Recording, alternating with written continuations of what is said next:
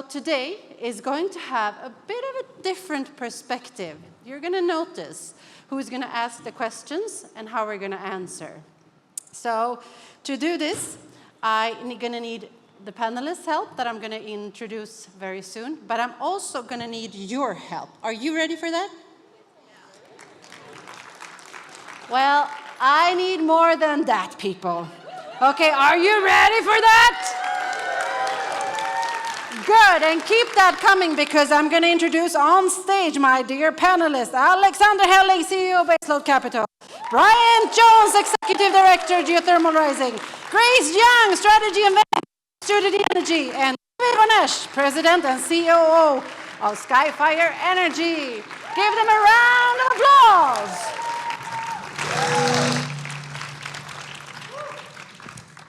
Well, my dear friends, we do have a challenge in front of us, right? We do have to fight this climate situation. But we need to figure out how to do this, right? Do you have the answers? Or can you explain? We can try. I've gathered a panel here today representing different perspectives to try to solve this. So we have Alexander, you're representing finance. How are we going to sort it out? Bryant, you're representing geothermal, next generation. What's going to happen there? Grace, you are next generation. And David, you're representing solar today.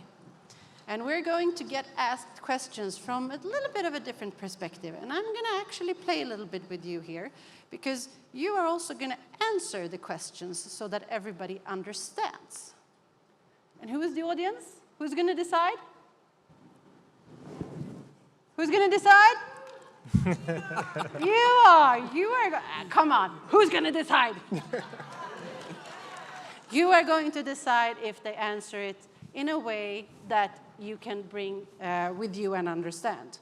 So let me dive into it immediately.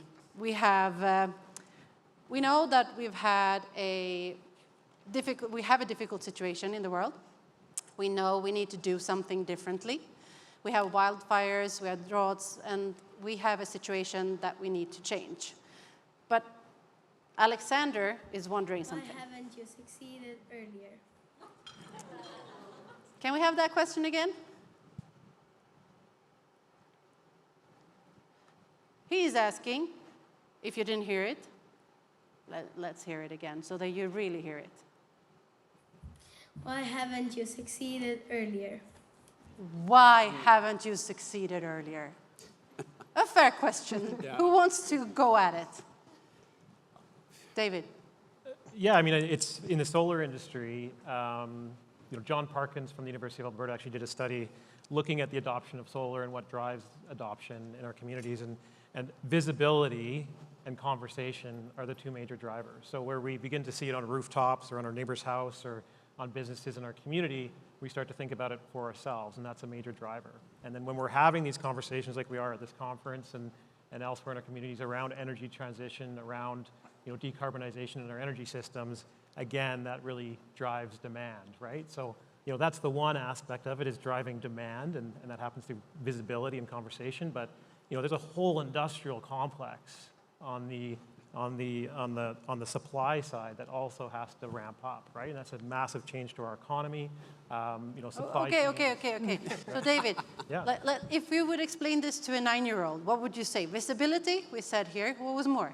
Visibility and conversations drive adoption, and then we have to change our economy and our systems in order to produce the solar and the other energy generation systems to decarbonize our grid. So it's the two things, yeah. Add on to that, Alex? Yeah, I would say that if you look at the whole energy transition, why we haven't succeeded, I would say we lack brave leadership.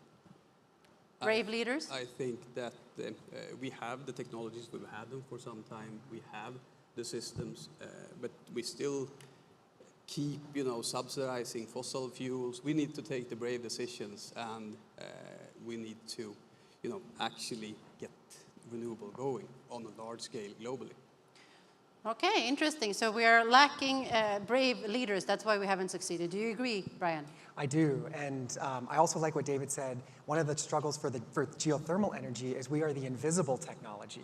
Because geothermal has the smallest environmental footprint of all energy technologies and the lowest life cycle carbon footprint of all renewable energy technologies, you don't see geothermal energy in operation. And one of the challenges of why we haven't succeeded yet with adopting geothermal around the world is because policies are not written that consider the unique characteristics of geothermal. Policies are written with certain technologies in mind, and so far geothermal has not gotten the limelight that it needs. Interesting. Grace, what's your take on this? So on the topic of brave leadership and the next generation, I think we actually need to listen to the youth who are inheriting this energy future and put the power in their hands. It's about intergenerational collaboration, and it's a lot easier than it sounds. My favorite one is to put young people on your boards and make sure that you're hiring them. And we know through data that we've collected. Isn't that worth an applause? Put young people, yeah? Very good. I definitely agree, but we have evidence to back that up. So Student Energy, where I work, we're the world's biggest organization that works with young people in the energy transition. And so we advocate for young people and their voices about the energy future, but also to get them into the boardrooms, to get them a seat at the decision-making table. And from surveying youth in 95 countries, we know that young people are often not aware of the opportunities that exist. And we also know that there's a big skills gap and talent gap. There's gonna be a lot of jobs created in the green economy, and so we need to connect those young people seeking those opportunities with the employers that are looking for the brave leaders that are gonna change the next generation of energy. You've said so many good points, but you didn't answer the question. Why haven't we succeeded earlier? What have we done wrong? I mean, we're talking about changing. We're telling the world that we are doing certain things, but why isn't it happening? Well, I think listening to young people will help us communicate what we're trying to do and what we're trying to achieve. And yeah, honestly, point blank, I think we just need to put more young people in the driver's seat at the decision-making tables. If young people had a yes day and executives at CEOs of companies just had to do whatever the youth said, we might find a lot more solutions. There's a movie about that, by the way, called Yes Day. Yes Day. Put the youth in charge for a day. So yes day for all the CEOs in the world. Yes. Bring in a kid and we'll do yes day. Is that a good idea? Yes. So now I'm turning to the audience here. Did they actually answer the question Alexander posed? He said, why haven't you succeeded earlier? And I'm going to ask you now, did they answer the question? Let me see hands raised for a yes. Do you think they answered the question? Okay. Guys, we need to work. Yeah, we have some. Yeah, we need to work. How many thought that they didn't answer the question? Yeah, and there were some people who were not giving up their hands there, right? But you'll have a chance later. Okay, so what do you consider about the hand raising here? Were you surprised? No? No, I don't think I was surprised. I mean, it's a hard question to answer. I think it's, I think the leadership piece is a really important component from that. And, when you look at the entire population and the entire economy, there is leaders, but it's not widespread. Not everyone is as motivated as we are on the stage to decarbonize our grid. And these things take time to bring everyone along, right? So. Okay, let's move forward because Alexander, he does not give up. So let's hear his next question here. What do you need to do to solve this together? What do you need to do to solve this together? I think we need to do a better job of bringing everyone on board.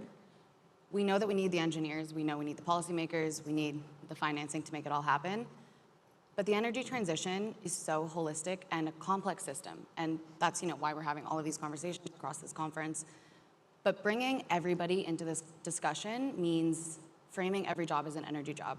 Whether you're a social media manager, maybe you're an incredible graphic designer and you're the person that's going to convince the community that the solar installation project needs to happen because there's economic benefits, job benefits, but they wouldn't have understood that reading the policy draft that was sent out. You can be the person that is facilitating community engagement, and maybe you're the artist that is the one breakthrough somebody needed to listen to your piece, see your piece, and now they understand the impact of climate change. It's really a holistic perspective, I think, that we need to bring to these solutions. And young people are really primed to do it. Young people we know are innovative. That's not new to my young generation. Every generation that's been the youngest generation has always been the most innovative. But we also grew up with this, and we see the complexity of the problem. And we're really, I think, primed to bring an intersectional approach and understand the co-benefits for gender equality, for public health, for economic resilience that come with energy solutions and addressing the energy transition from an intersectional lens. Thank you. Alex, you were raising your hand. No, but I'm saying we that work with geothermal, we can also reach out to all the other renewables and work together. So we can actually collaborate. Like we produce geothermal electricity. We can combine that with solar plant because that's a perfect fit. When it's hot during the day and the solar panels produce at maximum, we actually have a drop in our production. And there are cases like that, but I think we can do a lot more also collaborating in between the different renewable areas. David, I'm turning to you. Solar has had exponential growth and has succeeded. What has solar done that other can learn from when it comes to making sure that it's a part of the energy mix? So, looking at Alberta in the Alberta context, where we have the oil and gas industry that's, I think that's been a huge part of our success at SkyFire, is where we have, a population base that really understands energy, that understands, construction and project management, and that's been, something we can leverage in the solar industry to really grow, from what is a really strong base that the oil and gas industry has brought. And I think, there's a lot of opportunity for geothermal in that regard as well, in particular in Alberta, again, where, even more so maybe than solar in that regard. So I think there's that energy, again, it goes back to that energy conversation piece happening, right? So where we can have those conversations and engage with the oil and gas industry in conversation, I think that really helps to drive adoption, and that's been part of the success in Alberta. I was hosting this session a couple of years ago, and there was solar, wind, nuclear, geothermal, everybody was on board, and they got the same question, and they all answered it what they needed. What is it going to take for us all to be answering that question from our own perspective, but about collaboration? Bryant, what do you say?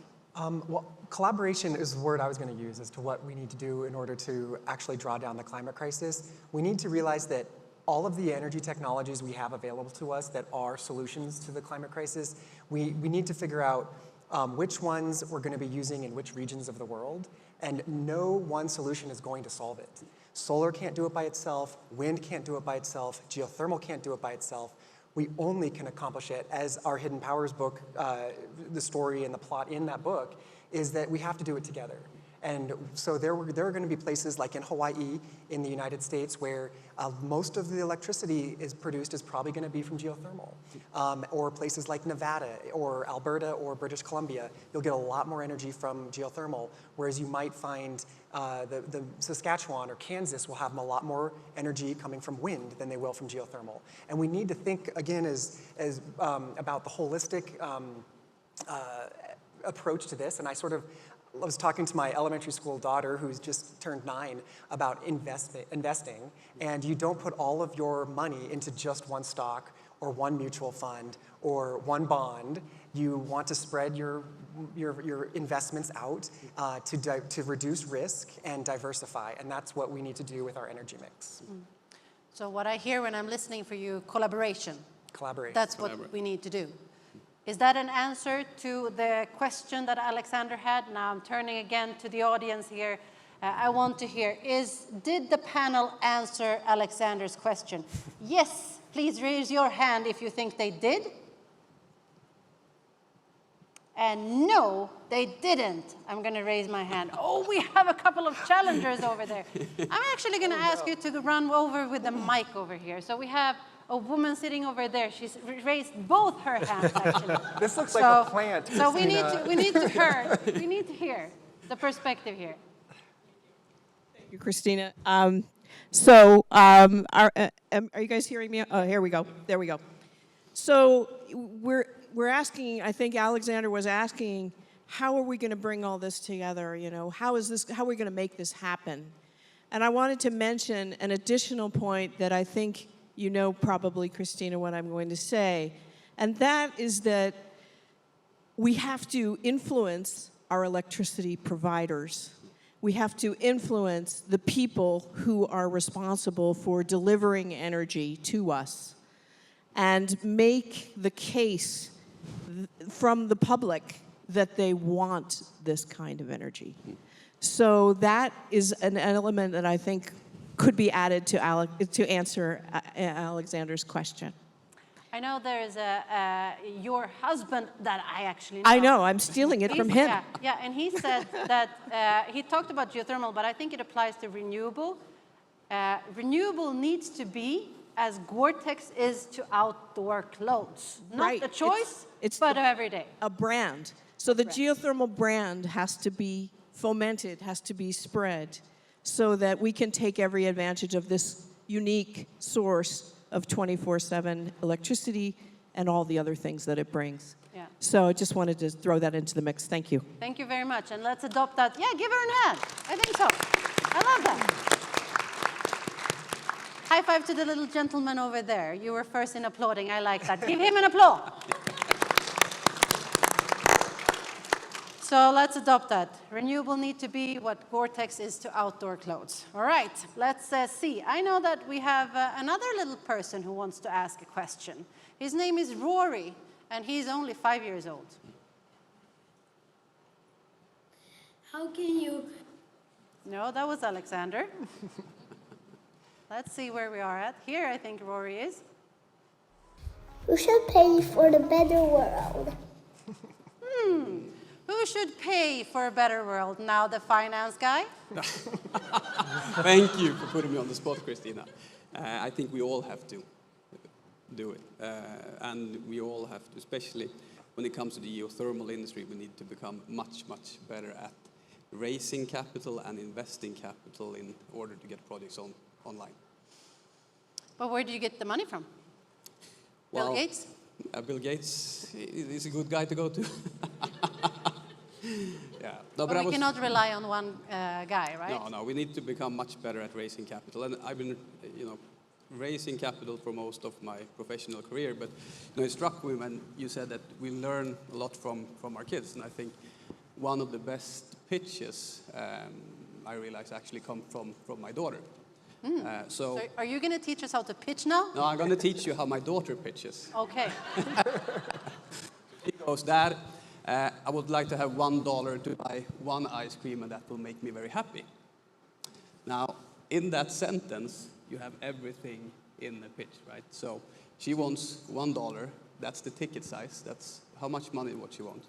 She wants to buy an ice cream, so that's the use of proceeds, what she will actually spend the money on. And she also adds the value driver in this, which is she will be very happy. So for me, as an equity investor in this case, it's all the information. Say that again. For me, as an equity investor in that, I have all the information that I need to say yes, no, or maybe, right?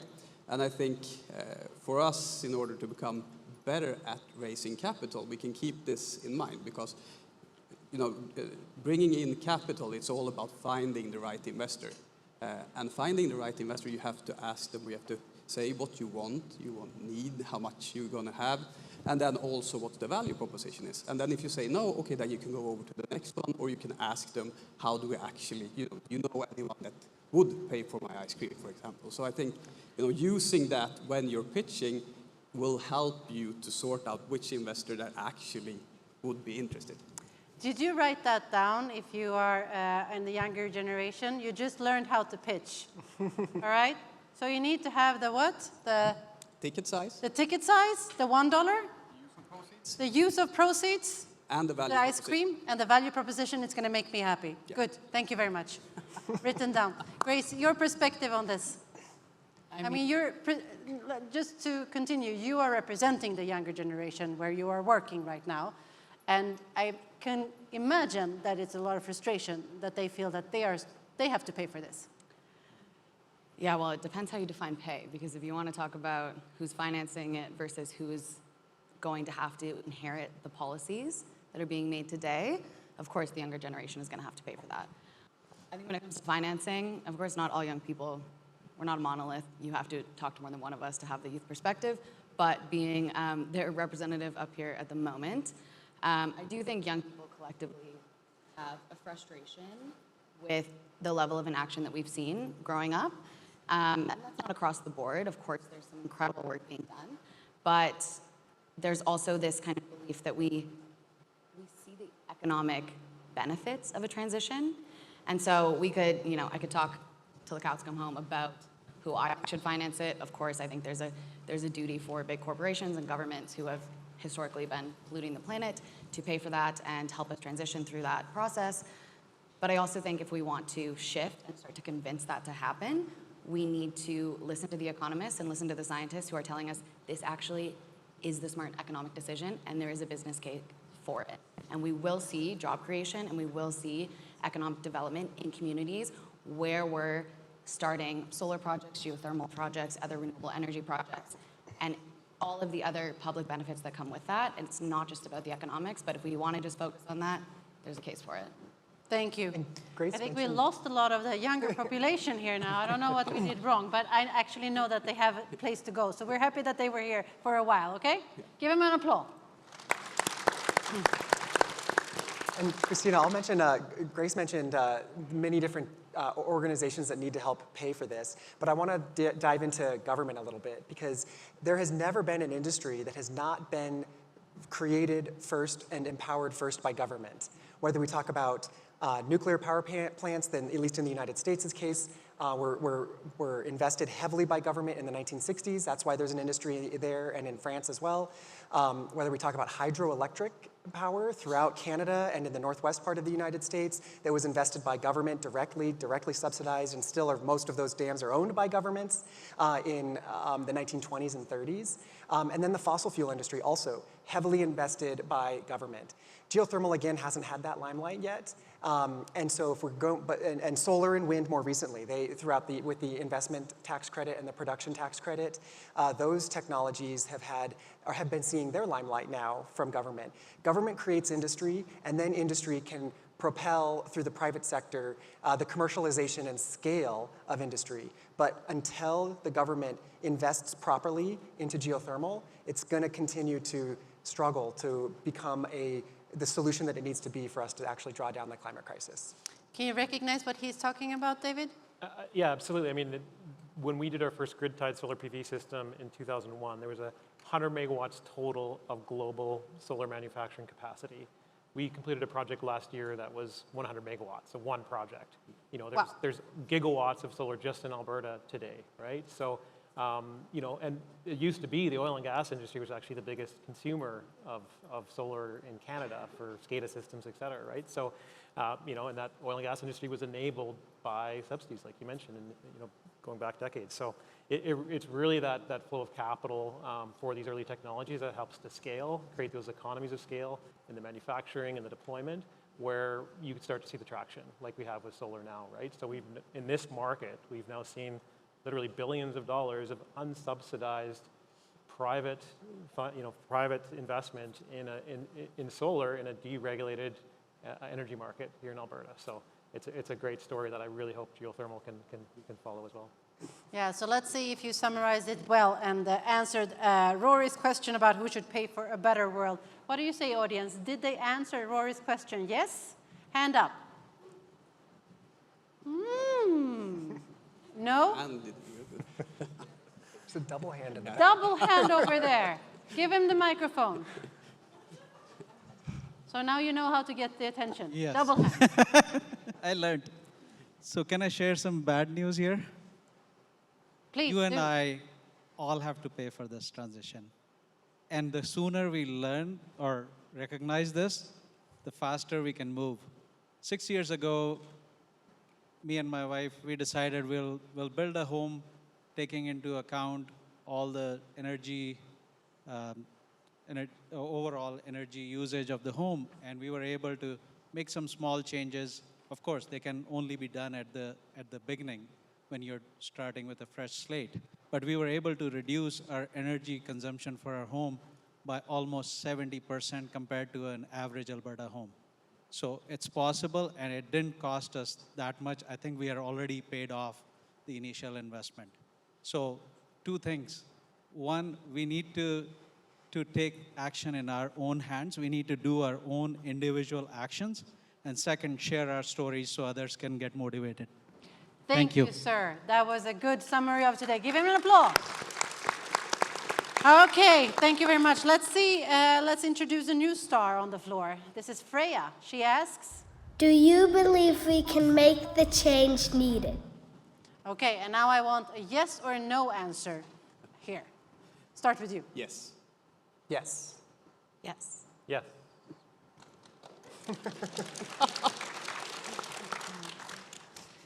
But Freya also has a follow-up question, actually. Of course. So let's see what she says now.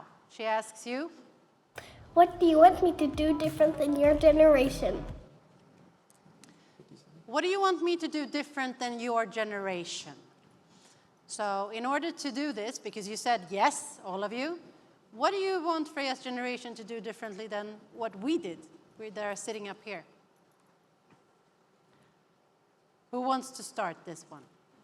I can take it. I think we're technically separate generations. I don't know what the cutoff is for whatever the next one is, alpha, but we'll pretend. And I'm not saying my generation isn't doing this, because there's a lot of hopeful leaders that are young climate activists.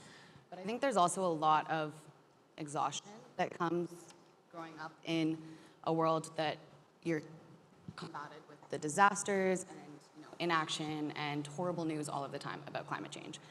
And I'm sure that sentiment is felt across the generational divide, but I do think it's in our faces every day. And something that shifted in my perspective when I was in New York last week, listening to an incredible speaker, Molly Kakata. She's an advisor, climate advisor in Obama's White House.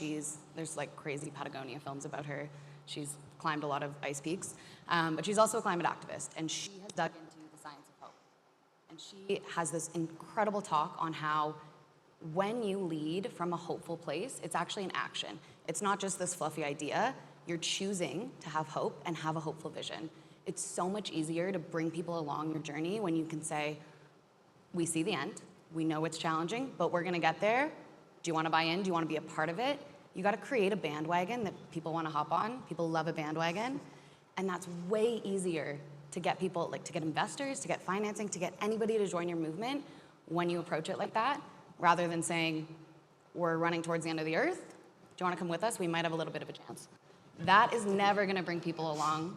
And so I think the younger generation, it's gonna be hard, but I think we really have to lead from that hopeful place, and that's when we become those brave innovators and leaders that companies wanna hire. And if they don't hire them, they'll start their own companies and become competitors. There you go. I just want to, I hope you heard what she said there in the end. Can you repeat your last sentence? And if you don't hire them? They'll start their own companies and become your competitor. They will become the competitor if you don't hire them. So make sure you hire them. Alex, what's your take on this? No, but I think what's good with this generation, and even my daughter. Microphone. Can you hear me now? No. Okay, so pass it to someone. I pass it to you, Brian. Okay, so I will answer this question. I said yes because human ingenuity is a powerful thing. We have put people on the moon. We have a space station flying around the world every single day with, I think, 14 people right now, because some of the astronauts are stuck up there, I think. I have an app on my phone, and every night that the space station flies over, I get an alert. And so I take my 5-year-old and my 9-year-old and my 3-year-old, and we go outside and we watch the space station fly over.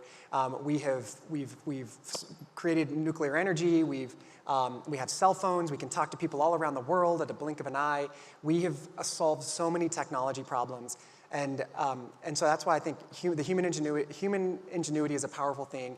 And when it comes to geothermal, at least, we don't have a technology problem with geothermal. It's a very mature technology that's been producing electricity since 1904 in Tuscany, Italy, 1954 in Northern California, and very soon here in Canada. There actually are the first electrons on the grid with a company called Futerra here in Alberta.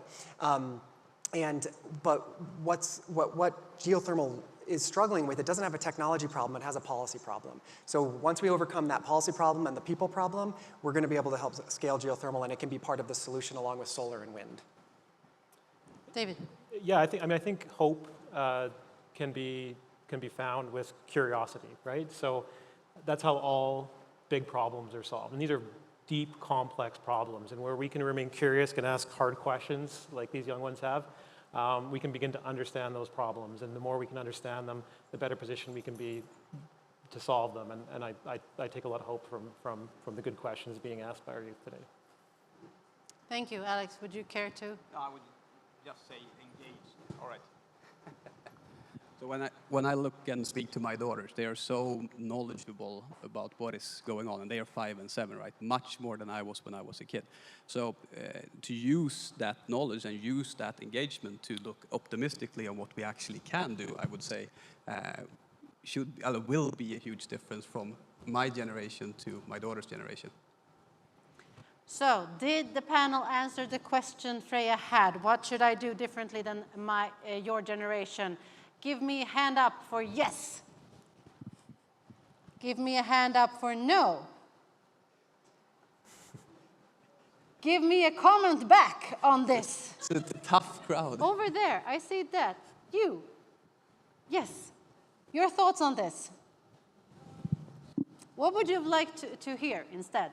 I think especially being in the younger generation, just coming into the work field and deciding what I want to do even as a career, there isn't a clear answer on where you can make a contribution.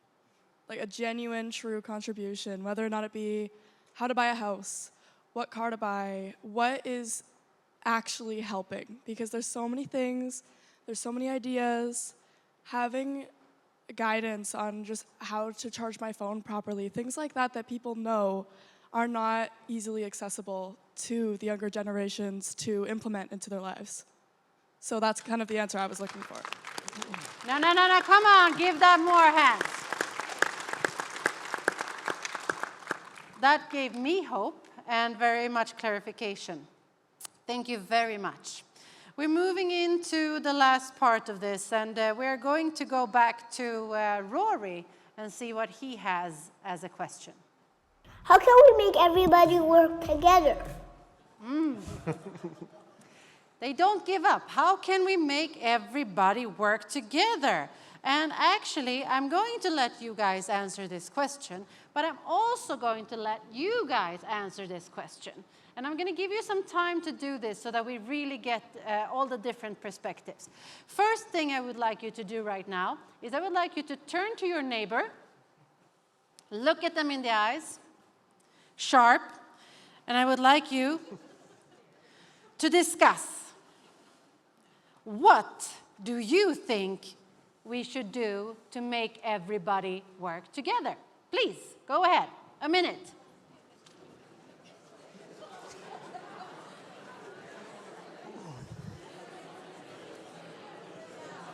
But You just have to start. just have to start, yeah.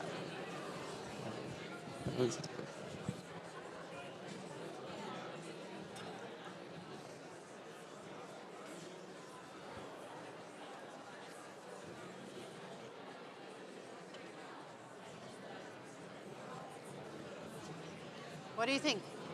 Are you guys, can you answer the question? I have one. I have an answer. Yeah?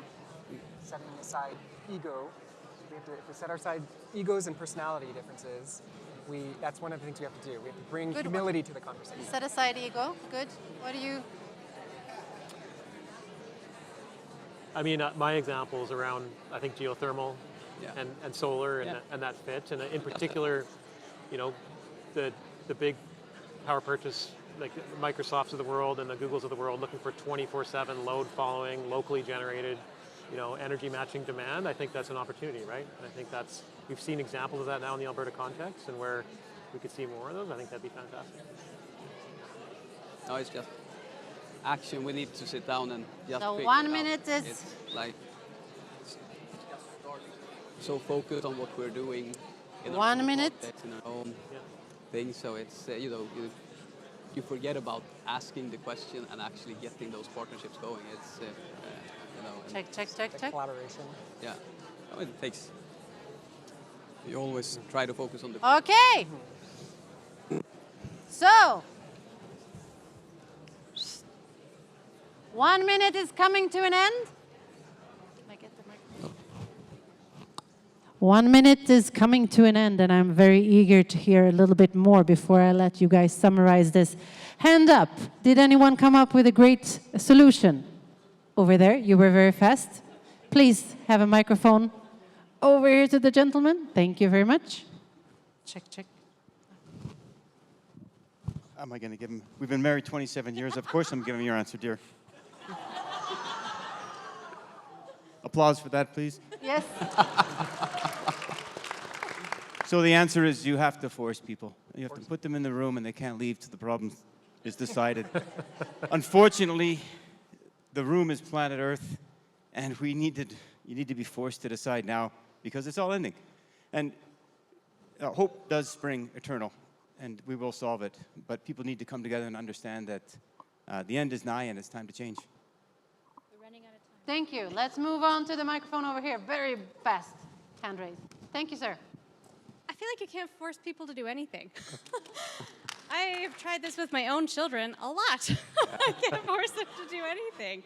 But you can inspire them. You can motivate them. You need that brave leadership to be able to create, because they'll do it themselves. But they have to have that reason why. They have to have that bandwagon to jump on, that type of thing. So you need really good leadership to do that. And leadership is influence. And I think we have great leaders in business, in other areas, and maybe government we're lacking in this country and other countries compared to someone like a Santa Marin that we saw yesterday. And we need more of that to be able to inspire the right people because they'll do it themselves. We have, people are an incredible resource on this planet. You just need to be able to influence them. Can't make them do anything. So, thank you very much. So inspire them, but also make sure to put the conversation so they need to start talking about it, right? Let's see what we have more hands here. We have a hand over there. I'm going to move to this side. Yes.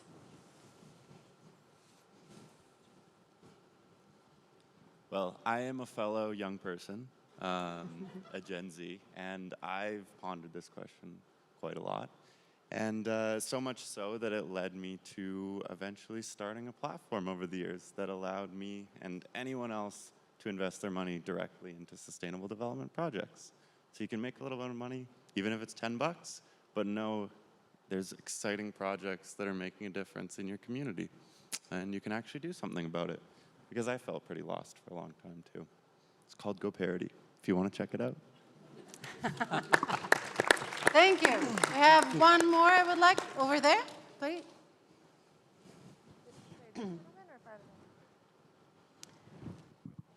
Okay, thanks. We were talking, one of the things I think is well-rounded education from both sides of the argument. Listening to the panel here, there's a few things I've heard that are just incorrect from one side of the argument, but the other side of the argument has to be there too. So educating people from a young age, like you've said. And I love your idea of the book. I'm going to look for it because that's such a good idea to get that in front of students so that they can make their own mind up once they're educated about things. So educate, thank you very much. I want to end on a note here with the girls sitting in front here. Here, over here, over here. There they are. Unfortunately, I think that a big part of the solution in getting people to work together is going to be a little bit of a shape up or ship out kind of thing. The world is moving, and unfortunately, you need to move with it. It no longer can be a complete option. We need to enforce people to be inspired by this. It needs to be in front of our faces. It needs to be punished. Not punished, but like there needs to be rewards versus risk, and we all need to understand that the earth is changing with the way we need to be living. Guys, did you hear what she just did? That was brilliant. She said, enforce inspiration. Yeah. She actually made them work together. Very good. Let's turn to our esteemed colleagues up here. Let's have some final thoughts on this from your perspective. If I start from your side, David, what do you think? What do we need to do to make everybody work together? Well, I think there's, the leadership piece I think is critical. And I think we've started to see that more in the Alberta market where Google sort of pioneered this idea of 24/7 load following power purchase agreements. And for the first time, we have that here in Alberta. We have an example of that where TC Energy took the Saddlebrook Solar Project, a wind project, a pumped hydro storage project, and combined the output and work with Loblaws on an agreement where kilowatt hour for kilowatt hour within this electricity market matching the demand with the generation. And I think there's a lot of opportunity, conversing with my panelists here, around geothermal and solar to do a very similar offering to the market, right? Where there is that synergy between the daytime production of solar aligning really well with peak air conditioning demand, times that thermal generation needs to derate a little bit. Combining those two technologies, I think there's a great opportunity for. I heard a business proposition up Yeah, here. yeah. Good, I like that. Thank you very much. Grace, what is your thought? Yeah, I would Take the love- mic. I think a key part of working together in collaboration is that those of us that are making decisions and in positions of power need to remember that at the end of the day, it's communities that are most impacted, and they should be the ones informing those decisions. And so community engagement and community collaboration for new energy projects, for traditional energy projects is really essential, and it's something that I think people can be a little bit scared of. But I think the only way you can the easiest way to get it wrong is to not do it. It's how you build credibility with your projects. It's how you build accountability. And that accountability, I think, is how we enforce a reward system, or a lack thereof, for companies and projects that are innovative and accelerating access to clean energy. And I really think there's a key role for young people to play in facilitating that kind of community engagement. We're really, really focused on empowering young people through education and then allowing them to make their own decisions. I think similar to what we just heard over here, but listening to young people and community members that understand their energy needs better than we might, or project developers will, and then working with the youth in the communities to communicate those benefits back, and really understanding that young people have a huge role to play, and if you're not an engineer, if you're not a financer, you're still just as a part of this energy transition. So finding weaknesses that we currently see in the energy mix is a great way to kind of start digging in and figuring out what your role is. Thank you. Bryant, what's your take on this? Well, I want to say one thing. I think there's only one project that I'm aware of that's a co-production between solar and geothermal. So there's a lot more opportunity for that, David, I think. And so I really hope that that is something we see, because the collaboration there between those two technologies has so much potential. But I want to answer the question going down to the individual level. One thing I think the world lacks a lot of is humility. And if we are going to come together to talk about the solutions that we need to implement to stop the climate crisis, we need more humility. So we need people to set their egos aside, set their pride aside, and have these hard conversations about what our energy mix is going to look like in each region. So I would just say, let's be more humble. Humility goes a long way. It's a really powerful trait that we could use more of in the world. Thank you. Last but not least, Alex. Yeah, action. For us, when we develop the geothermal power projects, we just need to set off the time, find the partnerships, get the agreements going, then execute on the project. So that's... Execution, execution, execution. Exactly. It is time to start to work. And so is it for you. So now I'm going to give you one last challenge for the day before we end up. I would like you to turn to the other side, to another person. Did you find that other person? Oh, now it got really scary. Yeah, you have to turn to another person now and see if you found that. Okay, so what I would like you to do now is to think about a pledge, your sustainability pledge, because it all has to do with what we do, okay? So we can have great panelists on stage saying what we should do, but it's all about you. So I would like you to turn to your neighbor and just say, what will you do in order to make sure that we collaborate better together and solve this world? Turn to your neighbor, please. So do you. What will you do?